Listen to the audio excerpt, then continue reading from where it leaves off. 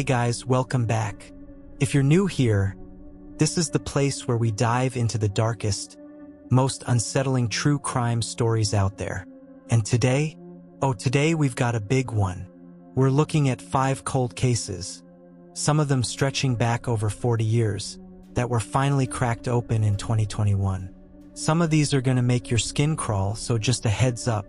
Let's get into it. Alright, so picture this. It's January 1982 in Breckenridge, Colorado. 2 women are found dead. The crime scenes are miles apart. The bodies turn up 6 months from each other. And somehow, detectives believe they were both killed on the exact same night, by the same person. And the one thing tying them together? A single orange sock. Yeah, let that sit for a second. So let's start with Bobby Jo Oberholzer. She's 29 years old. She lives in Alma, Colorado with her husband Jeff. Normal life, right? Jeff runs an appliance repair shop. Bobby works as a receptionist. On January 6, 1982, Bobby leaves for work like any other day. She hitchhikes, which, that was just kind of how people got around in small mountain towns back then. That evening, around 6:20 p.m., Jeff gets a call from Bobby. She says she's grabbing drinks with some friends after work and she'll find her own way home. Jeff says sure, makes dinner and waits. And waits. And waits. At some point, he falls asleep. He wakes up around midnight. Bobby's not there. Jeff drives into Breckenridge to look for her. Her friends at the bar tell him she left around 7:30 p.m. They figured she got a ride. When Jeff goes to the cops and tells them his wife is missing, they tell him, and I'm not joking, it's too early to file a report. So he drives back home. The next morning, things get a lot worse. A farmer about 30 miles outside of town finds Bobby's driver's license on his property. Jeff and 2 friends head out to search, and they find something blue sticking out of a snow-covered field. It's Bobby's backpack, and next to it, one of her gloves covered in blood. Bloody tissues scattered around it. They keep searching. 2 hours later, they find Bobby's body 15 miles away from where the backpack was. She'd been shot twice. Now here's where it gets really eerie. At the crime scene, police find 3 things that don't make sense. The only footprints near the body are Bobby's, no one else's. There's a plastic cord tied around one of her wrists. And there, lying in the snow, is a single orange sock. On that very same day, the day Bobby's body is found, another woman goes missing. Annette Schnee, 21 years old, a cocktail waitress in nearby Frisco. And just like Bobby, she hitchhiked to and from work. Police immediately connect the 2 cases. They start questioning Jeff. At first, he says he's never heard of Annette. But then her picture hits the news and suddenly he remembers, oh yeah, he actually picked her up hitchhiking once.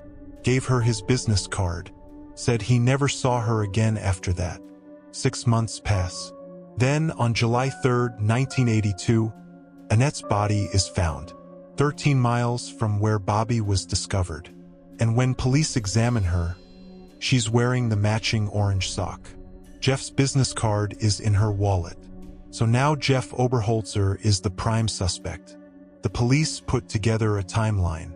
They think Annette was picked up around 5 p.m., driven south of Breckenridge, and assaulted. While she was getting dressed afterward, she forgot to put on one of her orange socks. She tried to run. She was shot in the back. The killer then drives back into town, finds Bobby, drives her to a scenic overlook, tries to assault her too. But Bobby fights back. She escapes from the vehicle, and that's when the other orange sock falls out. The suspect chases her down and shoots her twice. But here's the twist. Jeff passes a polygraph.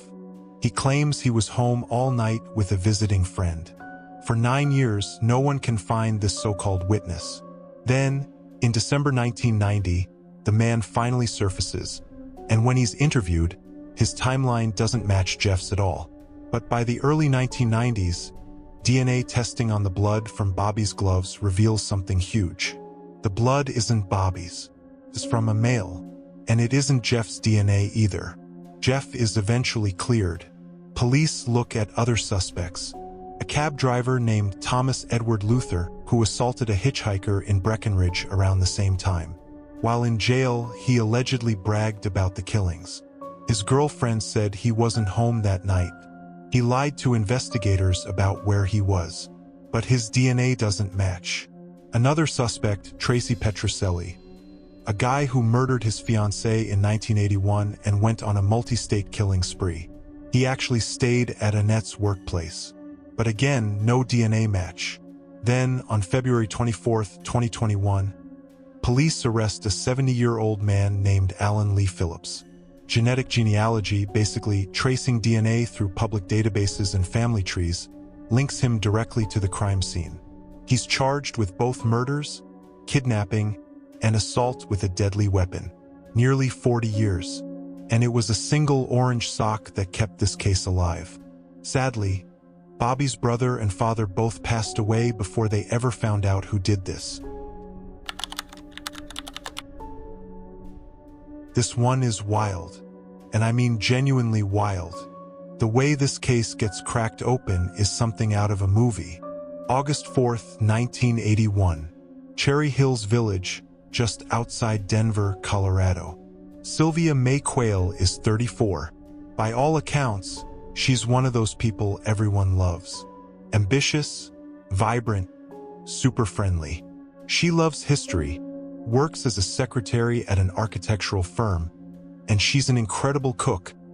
She even opened her own business making wedding cakes. She's also an artist. Pottery mainly. Her sister still has pieces of it all over her house.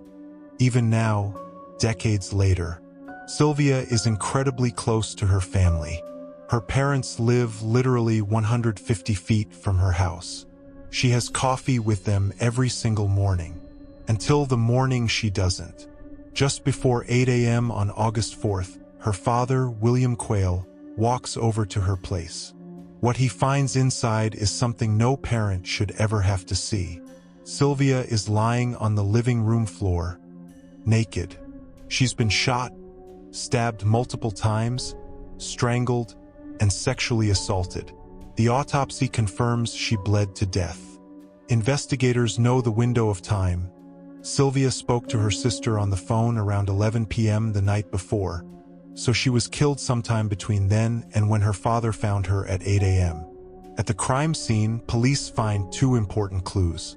The phone line, both inside the house and outside, had been deliberately cut, and a bathroom window screen had been removed and tossed into some tall weeds nearby. About 140 pieces of evidence are collected in total. In 1983, using an alternate light source, forensic technicians find DNA material in the rug where Sylvia's body was found, and it's not hers. It's from someone else entirely. That same year, a notorious serial killer named Otis Toole confesses to Sylvia's murder. But here's the thing about Toole and his associate Henry Lee Lucas: they were serial confessors. A lot of what they claimed turned out to be completely fabricated. By 1993, DNA testing proves Toole had nothing to do with it. Charges are dropped. In 1995, a section of the rug is cut out and sent to the Colorado Bureau of Investigation. 5 years later, they get a result, an unknown male DNA profile. But no match in any database. Case goes cold again. Then, in January 2020, detectives decide to use genetic genealogy, the same technology that cracked the Golden State Killer case. For months later, a name comes up: David Dwayne Anderson. At the time of Sylvia's death, Anderson was 22 and lived just a couple of miles away from her. Now, and this is the part that's honestly kind of genius, investigators need to get Anderson's DNA without him knowing. So one particular detective, Robert Fuller, travels to Cozad, Nebraska, where Anderson now lives. He secretly collects 2 trash bags that Anderson tossed into a dumpster. Inside those bags are 15 items that could potentially hold genetic material, and among them, a vanilla Coke can. On January 29, 2021, Genetic material from that vanilla Coke can matches the DNA found on Sylvia's body and at the crime scene. When police dig into Anderson's background, they find at least 8 home and business burglaries between 1981 and 1986. In one of them, he removed a window screen to get inside, just like what happened at Sylvia's place. Anderson, now 62, is arrested on February 10, 2021. Sylvia's parents, William and Mary Quayle, never got to see this day. William passed away in 1999. His wife followed 10 years later. A vanilla Coke can. That's what finally brought justice for Sylvia May Quayle. And those are your 5 cold cases, some of them over 40 years old, finally solved in 2021. DNA technology, genetic genealogy, and sometimes just a little bit of luck brought these cases back from the dead. If you made it this far, you already know what to do. Smash that like button, hit subscribe, and turn on the bell so you don't miss the next one. Trust me, there's always another story waiting. Thanks for watching. Stay safe out there.